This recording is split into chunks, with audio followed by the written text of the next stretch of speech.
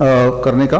तो यहाँ पे हम इसकी बात क्यों कर रहे हैं, बिकॉज ये हमारा फंडामेंटल है जिस पे आधारित है सारी दवाइयाँ। फिलहाल तो जो दवाइयाँ आप खा रहे हैं एलोपैथिक दवाइयाँ, वो इस फंडामेंटल पे निर्धारित है, हार्ट इज द पंप। मैं आपको उदाहरण देता हूँ कि फंडामेंटल को अगर हम सिंप्लीफाई करें, अभी तक जो भी आपने समझा उसको अगर एक ही स्लाइड में सिंप्लीफाई करें, हाउ इट विल बी।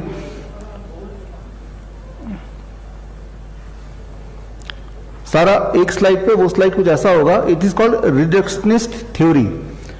तो हमारे बॉडी को फिलहाल एलोपैथी मानती है इस घर की तरह, और घर में सिर्फ एक ही दरवाजा है, और इस दरवाजे को बंद कर दो तो घर सेफ है, कहीं से कोई जा नहीं सकता, राइट। आप देखिए जितनी सारी दवाइयां आप लेते हो उसका नाम आप सुनेंगे, नाम भी ऐसे ही कुछ है, right. Beta blocker, right, alpha channel blocker, calcium channel blocker, ACE inhibitor. तो इसको हिंदी में ट्रांसलेट कीजिए, ब्लॉकर, रोक दो, जाने मत दो, यही कुछ निकलेगा, राइट। आप कभी अंग्रेजी दवाई को हिंदी में ट्रांसलेट करेंगे तो आपको पता चल जाएगा कैल्शियम चैनल ब्लॉकर, यानी कि कुछ ब्लॉक करने की बात हो रही है, कि कोई चीज जाना चाहता है कैल्शियम सेल के अंदर तो उसको रोक दो, राइट। बीटा ब्लॉकर, अगेन यहाँ पे कुछ ना कुछ रोकने की बात हो रही है। तो दवाइयां जो करती हैं वो क्या करती हैं, हमारी बॉडी के अगेंस्ट काम करती है, और नाम में ही वो है कि इसको रोक दो, उसको रोक दो, इसको जाने मत दो, उसको आने मत दो। That is what is the allopathic medicine. अगर कोई भी मेडिसिन को आप इंटरप्रेट करेंगे, उसको हिंदी में ट्रांसलेट करेंगे, राइट। तो इसलिए हिंदी की बुक जो होती है ना ट्रांसलेटेड, उसमें भी वो बीटा ब्लॉकर लिखा रहता है, ट्रांसलेट नहीं करते उसको वो ट्रांसलेट करना चाहिए।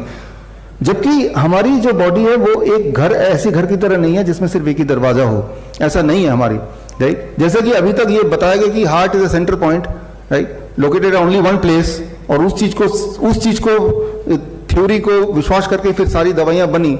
तो वो दवाइयां, राइट, तो आपने थ्योरी ये बनाई कि हमारे घर में एक ही दरवाजा है, उस घर में कितनी भी सिक्योरिटी लगा दें लेकिन चोरी होती रही, इसका मतलब दरवाजा और भी है लेकिन हमने ध्यान एक ही पे दिया, राइट। हार्ट और भी है पूरे बॉडी में लेकिन हमारा फोकस एक ही जगह पे है, तो इसका मतलब हम ठीक नहीं हो सकते। हमारी जो बॉडी है, जैसे भी आयुर्वेद में भी बोला है, अभी आपने सुना, वो कुछ इस तरह से है, होलिस्टिक अप्रोच। मतलब कि हमारे बॉडी में बहुत सारे खिड़की दरवाजे हैं, हजारों तरह के हमारे बॉडी में हार्ट्स हैं पूरे बॉडी में।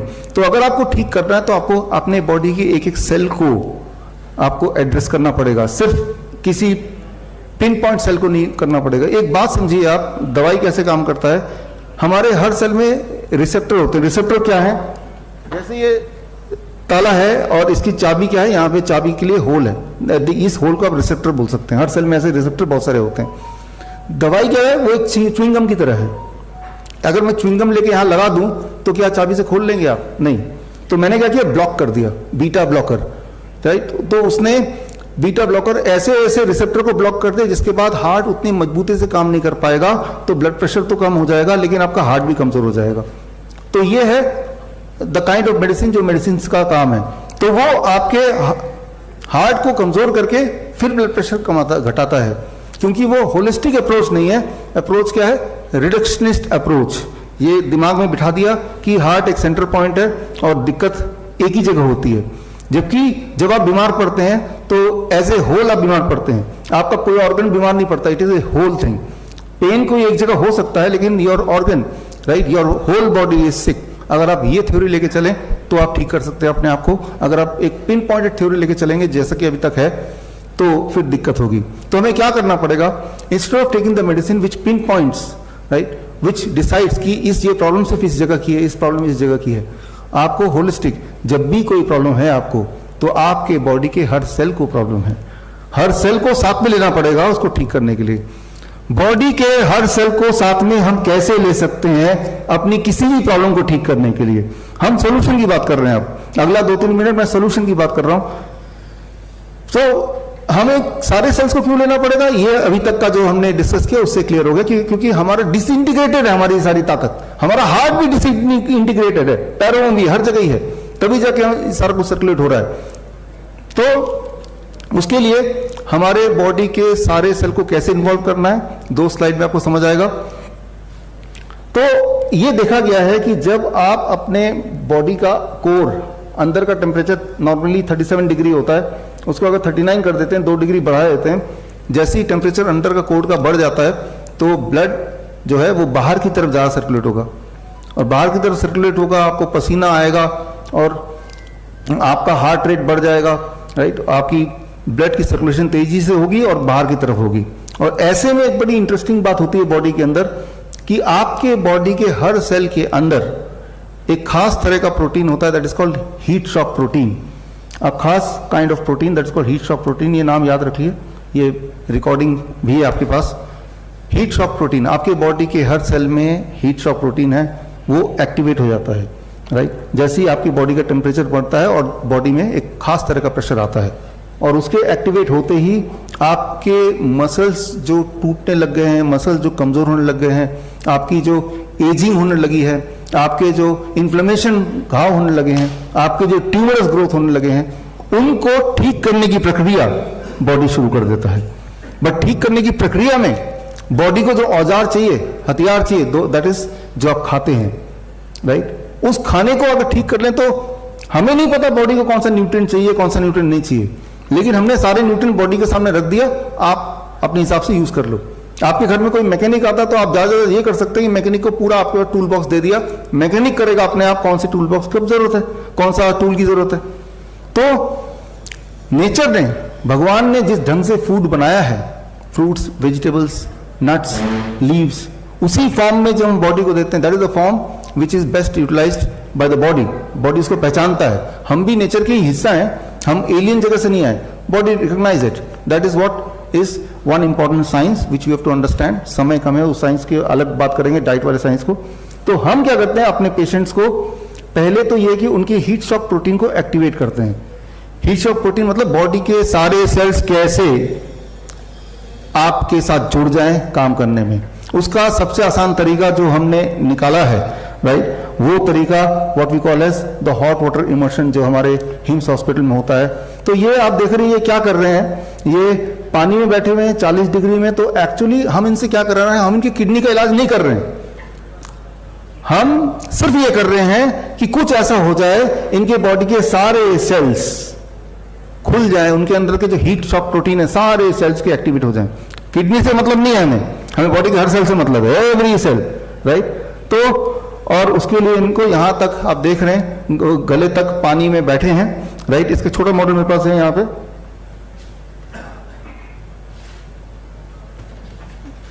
जो लोग यहां देख सकते हैं, यहां देखिए, जो लोग वहां देखिए, वहां देखिए। तो हमने ऐसे बिठाया, 40 डिग्री पे जब बैठे, कोर बॉडी का टेम्परेचर बढ़ा, सर्कुलेशन बाहर की तरफ होने लगा, हीट शॉक प्रोटीन एक्टिवेट हुआ, तैयार हो गया। प्लस हमने डाइट इनका चेंज कर दिया, the kind of diet which we call as DIP diet, आपको पता ही है, राइट। और ये करने के लिए जरूरी नहीं कि आपको यहीं पे करना है, घर पे भी कर सकते हैं। ड्रम के अंदर देखिए, राइट, आप घर पे बैठ के कीजिए, और महंगा नहीं है, सस्ता है, घर पे उल्टा और सस्ता है, राइट। तो ये देखिए किडनी का इलाज हो रहा है इनका, वो भी घर बैठ के। तो आप जहां भी रहते हैं, आपको सिर्फ इतना करना है कि आपको ऐसा जुगाड़ करना है कि आपके बॉडी के सारे सेल्स खुल जाएं। उसके लिए 40 डिग्री टेम्परेचर पे, ये फ्रिज का, पुराना फ्रिज के अंदर बैठे हुए हैं।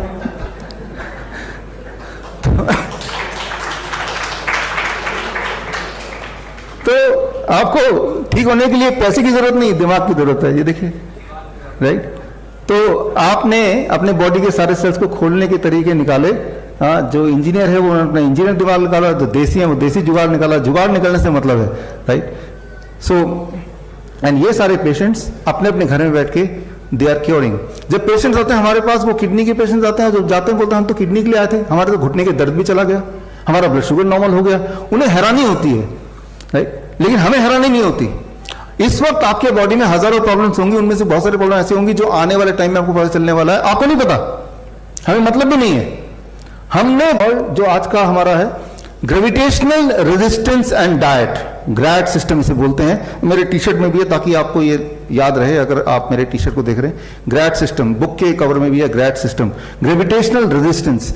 आप देखिए इस वक्त आपका जो एटमॉस्फेरिक प्रेशर है बॉडी पे, सिर पे, बॉडी पे, एटमॉस्फेयर जो प्रेशर है वो 1 atmospheric pressure plus pressure of the water, that is about 2% ज्यादा।